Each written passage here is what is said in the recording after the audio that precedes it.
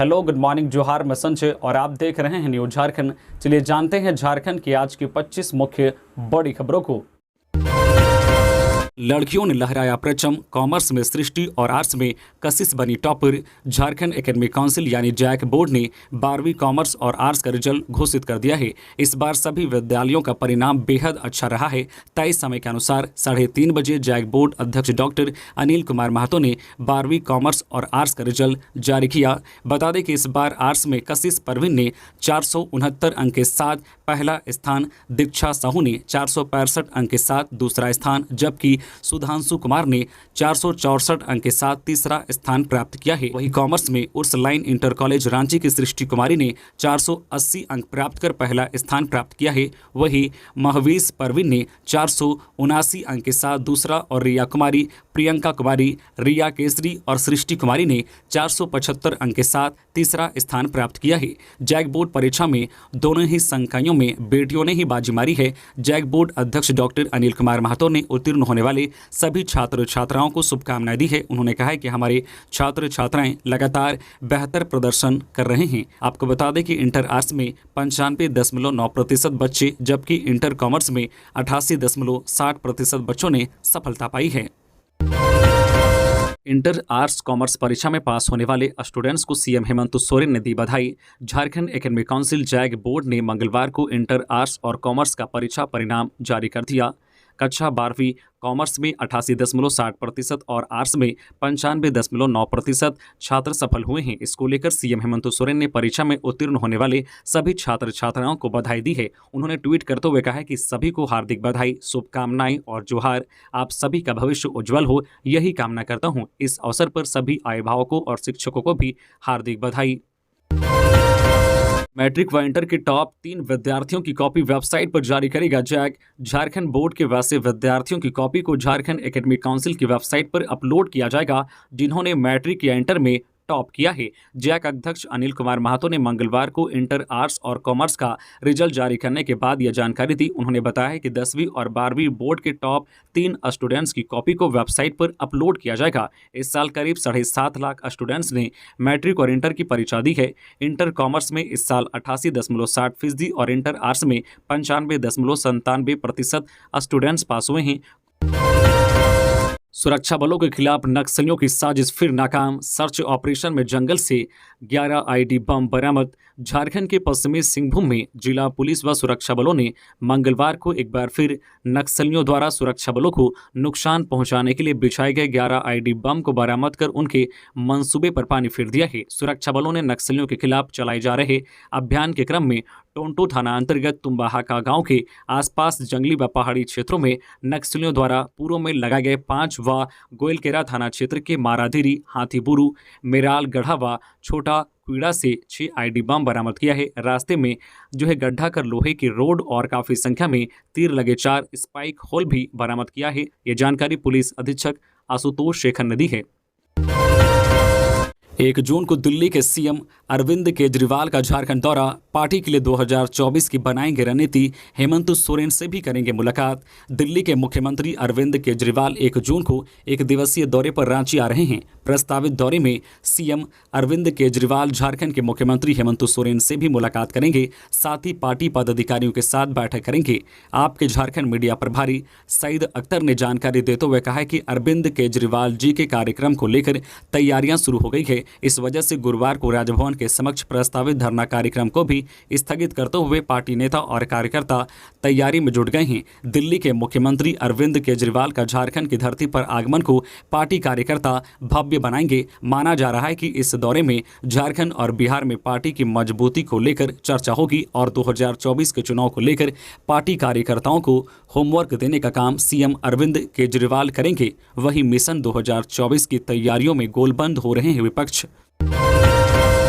81 में से 72 विधायकों ने 60-40 नियोजन नीति के विरोध में दर्ज कराया अपना समर्थन। राज्य में 60-40 नियोजन नीति के विरोध को लेकर छात्र लगातार 5 महीनों से आंदोलनरत हैं। कभी विधानसभा का घेराव तो कभी सरकार के खिलाफ सड़कों पर मशाल जुलूस निकालकर विरोध दर्ज कराया। तमाम आंदोलन के बाद अब छात्र 60-40 नियोजन नीति को एक अलग दिशा में ले जा रहे हैं। दरअसल छात्रों ने महाजन आंदोलन के नाम से अभियान की शुरुआत की है, जिसमें राज्य के 81 विधायकों और सांसदों से 60-40 नीति के विरोध में उनका समर्थन लिया है। 4 चरणों में होने वाले इस आंदोलन का पहला चरण समाप्त हो चुका है। पहले चरण में छात्रों ने 81 विधायकों से मिलकर उनसे समर्थन पत्र में हस्ताक्षर लेने की कोशिश की। छात्रों के अनुसार 81 विधायकों में से 72 विधायकों ने समर्थन पत्र पर हस्ताक्षर कर 60-40 नीति के विरोध में सहमति जताई है, जिसे लेकर छात्र नेता देवेंद्र नाथ महतो ने रांची के ऑक्सीजन पार्क स्थित एक प्रेस वार्ता रखा, जिसमें उन्होंने बताया कि पहले चरण के आंदोलन में उन्हें सकारात्मक प्रतिक्रिया मिली है। राज्य के आंदोलनकारी नेता व मुख्यमंत्री हेमंत सोरेन के पिता दिसोम गुरु से भी उनकी मुलाकात हुई। उन्होंने भी 60-40 के विरोध में हामी भरी है। मुख्यमंत्री हेमंत सोरेन 1 जून को जोहार पोर्टल पर परियोजनाओं की करेंगे समीक्षा। मुख्य सचिव ने दिए जरूरी निर्देश।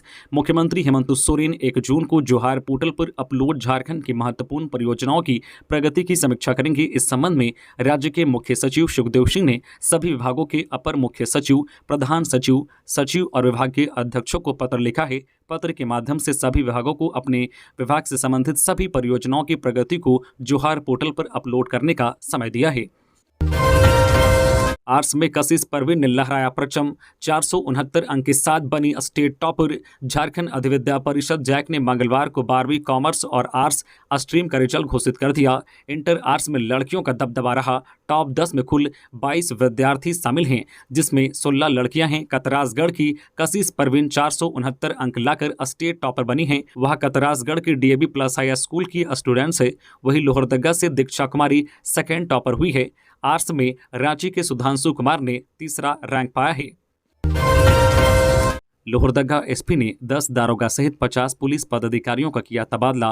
लोहरदगा में कानून व्यवस्था को मजबूती प्रदान करने के उद्देश्य से लोहरदगा एसपी आर राजकुमार ने 10 दारोगा सहित कुल 50 पुलिस पदाधिकारियों का तबादला एक स्थान से दूसरे स्थान पर किया है। लोहरदगा एसपी ने 40 सहायक अवर निरीक्षक को जिले के अलग अलग थानों में स्थानांतरित किया गया है। एक स्थान से दूसरे स्थान के लिए स्थानांतरित सभी पुलिस पदाधिकारियों को एसपी ने निर्देश दिया है कि वे अविलंब अपने अपने नए पदस्थापन स्थल पर योगदान देना सुनिश्चित करेंगे। उर्सुलाइन की सृष्टि ने कॉमर्स में मारी बाजी। 480 अंकों के साथ राज्य में पहला स्थान। जैक बोर्ड ने मंगलवार को 12वीं कॉमर्स और आर्ट्स स्ट्रीम का रिजल्ट घोषित कर दिया। कॉमर्स में सृष्टि कुमारी ने 480 अंक लाकर टॉप किया है। महावेश परवीन 469 अंक लाकर सेकेंड और 475 अंक के साथ रिया कुमारी थर्ड टॉपर बनी हैं। सृष्टि और Mahavesh Parveen Lewis line inter college की है, जबकि रिया मारवाड़ी कॉलेज की है। 2 लाख के इनामी नक्सली ने किया आत्मसमर्पण। जेजेएमपी के एरिया कमांडर रघुनाथ सिंह खेरवार ने किया आत्मसमर्पण। कहा, डरे हुए हैं नक्सली, कई करना चाहते हैं सरेंडर। 2 लाख के इनामी जेजेएमपी के एरिया कमांडर रघुनाथ सिंह खेरवार ने आत्मसमर्पण किया है। आत्मसमर्पण नीति से प्रभावित होकर नक्सली यह फैसला किया है। रघुनाथ सिंह खेरवार उर्फ रघु ने लातेहार पुलिस अधीक्षक अंजनी अंजन, सीआरपीएफ 214वीं बटालियन के द्वितीय कमान अधिकारी अभिनव आनंद, समादेष्टा संदीप कुमार शर्मा के समक्ष मंगलवार को आत्मसमर्पण किया। आत्मसमर्पण के बाद एसपी अंजनी अंजन ने गुलदस्ता और सोल उड़ाकर सम्मानित किया। साथ ही 2 लाख का चेक सौंपा। सीआरपीएफ 214वीं बटालियन के द्वारा उनकी पत्नी अनिता देवी को 50,000 की सहायता राशि भी दी गई। एसपी अंजनी अंजन ने बताया कि सरकार के आत्मसमर्पण नीति से प्रभावित होकर रघुनाथ सिंह खेरवार ने आत्मसमर्पण किया है। उन्होंने कहा है कि जो भी नक्सली मुख्य धारा से भटककर जंगल में जीवन यापन कर रहे हैं वह मुख्य धारा में लौट जाएं, पुलिस उसका स्वागत करेंगे। बाबा धाम में पूजा अर्चना के लिए श्रद्धालुओं की उमड़ी भीड़। करीब 60,000 भक्तों ने किया जलार्पण। भीषण गर्मी पर आस्था भारी रहा। गंगा दशहरा के अवसर पर देवघर के बाबा मंदिर में मंगलवार को श्रद्धालुओं की भारी भीड़ उमड़ पड़ी। गंगा दशहरा को लेकर बाबा मंदिर में देश ही नहीं बल्कि विदेशों से भी श्रद्धालु पूजा अर्चना करने के लिए पहुंचे। इससे पहले श्रद्धालु कुछ सुल्तानगंज में गंगा स्नान कर आए तो कुछ शिवगंगा में डुबकी लगाकर बाबा वैद्यनाथ पर जलार्पण किया। मंगलवार को सुबह से बाबा मंदिर में पूजा अर्चना को लेकर भीड़ लगी रही। इस दौरान करीब 60,000 श्रद्धालुओं ने बाबा मंदिर में जलार्पण कर पूजा अर्चना और मंगल कामना किए। सीएम स्कूल ऑफ एक्सीलेंस में चयन के लिए परीक्षा आयोजित 12 जून से नामांकन शुरू।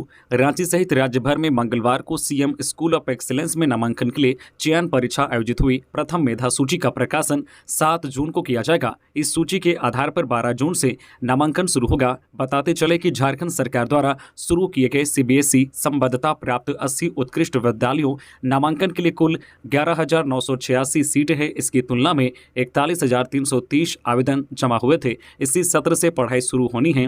30 मई को आयोजित परीक्षा में शामिल होने वाले सभी स्टूडेंट्स को सीएम हेमंत सोरेन की ओर से बधाई दी गई। AK-56 के साथ 2 गिरफ्तार। मिनी गन फैक्ट्री का भांडाफोड़। पीएलएफआई नक्सलियों के खिलाफ खूंटी पुलिस को एक और बड़ी सफलता मिली है। जेल में बंद तिलेश्वर गोप का AK-56 राइफल जिंदा कारतूस बरामद किया गया है, जबकि एक मिनी गन फैक्ट्री का भांडाफोड़ भी किया है, जिसमें हथियार बनाने में इस्तेमाल लैथ मशीन, गन बनाने का मिलिंग मशीन और संगठन का 2 पर्चा बरामद किया गया है। खूंटी एसपी अमन कुमार ने प्रेस कॉन्फ्रेंस कर बताया कि पीएलएफआई का जोनल कमांडर तिलेश्वर गोप का निजी हथियार AK-56 को मधुबन के जंगल में छिपाकर रखा गया था। नक्सलियों के छिपाए गए हथियार को तिलेश्वर का सहयोगी सागिन आइंद और गौतम गोप संगठन के दूसरे सदस्य नीलांबर गोप और विश्राम कोंगाड़ी को देने वाला था। एसपी अमन कुमार को मिली सूचना पर डीएसपी अमित तिवारी के निर्देश पर 4 थानों की पुलिस के साथ एक टीम बनाई गई। इस टीम ने कार्रवाई करते हुए सोमवार देर रात सागिन आइंद और गौतम गोप को AK-56 के साथ मधुबन जंगल से ही गिरफ्तार कर लिया। गिरफ्तार दोनों नक्सली सदस्यों के पास से पुलिस ने लोडेड AK-56 समेत 27 पीस जिंदा कारतूस बरामद किया है। गिरफ्तार नक्सलियों की निशानदेही पर मिनी गन फैक्ट्री के लिए मंगवाई गई गन फैक्ट्री का एक लेथ मशीन और गन फैक्ट्री का एक मिलिंग मशीन बरामद किया गया।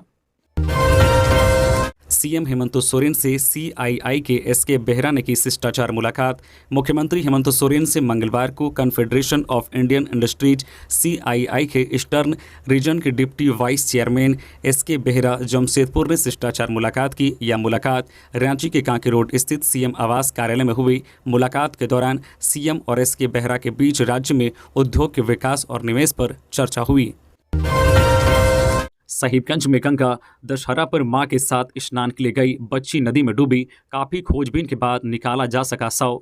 मंगलवार को गंगा दशहरा के पावन अवसर पर अपनी मां के साथ गंगा नदी में स्नान करने गई एक बच्ची की मौत डूबने से हो गई। यह घटना मंगलवार की सुबह करीब 8:30 बजे तालझारी के महाराजपुर पुरानी भट्टा के समीप गंगा घाट में हुई है। स्वजनों से मिली जानकारी के अनुसार महाराजपुर निवासी राजू पंडित की पत्नी पूजा देवी गंगा दशहरा पर्व मनाने के लिए गंगा स्नान करने गई थी। के साथ उसकी बड़ी बेटी 8 वर्षीय खुशी कुमारी भी थी। गंगा स्नान के उपरांत मां गंगा की विधिवत पूजा अर्चना की जानी थी, लेकिन गंगा स्नान के क्रम में ही उनकी बेटी खुशी कुमारी नदी की गहराई में डूब गई। आसपास स्नान कर रहे लोगों ने जब यह घटना के बारे में सुना तो उसकी खोजबीन करने लगे। काफी खोजबीन करने के बाद उसे नदी के अंदर से बरामद किया जा सका। इसके बाद आनन फानन में उसे तत्काल साहिबगंज सदर अस्पताल में इलाज के लिए भर्ती कराया गया, जहां डॉक्टरों ने उसे मृत घोषित कर दिया।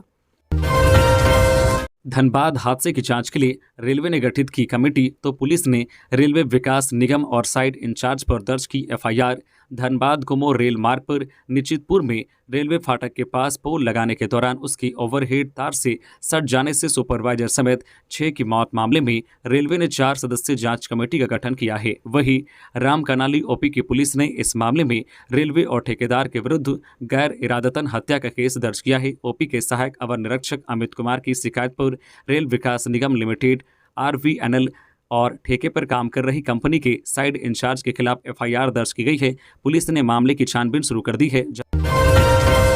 रांची के इस इलाके में 9 जून तक धारा 144 लागू, जाने क्या है कारण। रांची में जिला प्रशासन की ओर से धारा 144 लागू की गई है। यह धारा 9 जून तक लागू रहेगी। दरअसल डिप्लोमा इन फार्मेसी परीक्षा समिति झारखंड के द्वारा राज्य में डिप्लोमा इन फार्मेसी परीक्षा दिनांक 29/5/2023 से 9/6/2023, 4/6/2023 को छोड़कर तक प्रत्येक दिन प्रथम पाली 9 बजे से दोपहर 12 बजे तक एवं द्वितीय पाली दोपहर 2 बजे से शाम 5 बजे तक होगा।